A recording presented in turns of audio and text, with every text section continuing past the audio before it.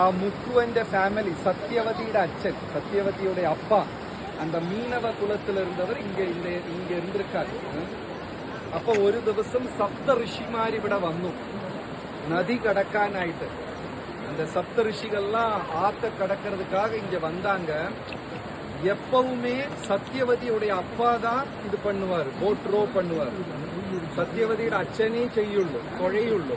പക്ഷെ അന്നത്തെ ദിവസം സത്യവതിയുടെ അച്ഛൻ തന്റെ 10 വയസ്സുള്ള മകളെ ഏൽപ്പിച്ചു. அன்னைக்கு தன்னுடைய பெண்ணை இது பண்ணார், நீ போய் பண்ணுமா அப்படின்னு. எல்லாருமே ரொம்ப அதிசயப்பட்டாங்க, இந்த 10 வயசு குழந்தை ஏன் போய் பண்ண வைக்கிறாரு, இப்ப 10 വയസ്സ് കുട്ടി എന്തിനാ തുഴയിക്കുന്നത്. പക്ഷെ അതിനൊരു കാരണമുണ്ടായിരുന്നു. സാധുക്കളെ സേവിക്കാനുള്ള അവസരം കിട്ടിയാല് നമ്മള് നഷ്ടപ്പെടുത്താൻ പാടില്ല. பகவானை சேவை செய்யற வாய்ப்பு, சாதுக்களை சேவை செய்யற வாய்ப்பு எல்லாம் கிடைச்சா நம்ம நழுவ விடக்கூடாது.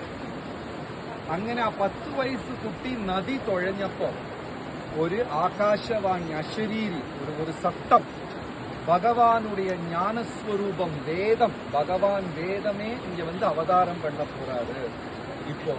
അപ്പൊ ആരാണ് അതിന് പാത്രമാവുക? നമ്മൾ ദിവസവും ജപിക്കുമ്പോ ഭഗവാന്റെ കൃപ, பகவானுடைய கருணை நம்ம பாத்திரத்துல வாங்குறோம்.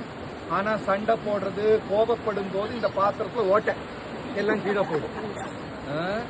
അപ്പോ സത്യവതി തയ്യാറായി.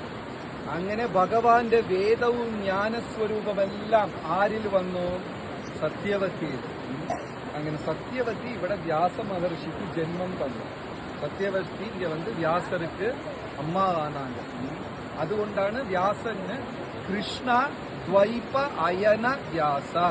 കൃഷ്ണ ഭഗവാൻ തന്നെ 2 തീരങ്ങളുടെ 2 കരയ്ക്ക് മധ്യയില വന്നിരിக்கிறார்.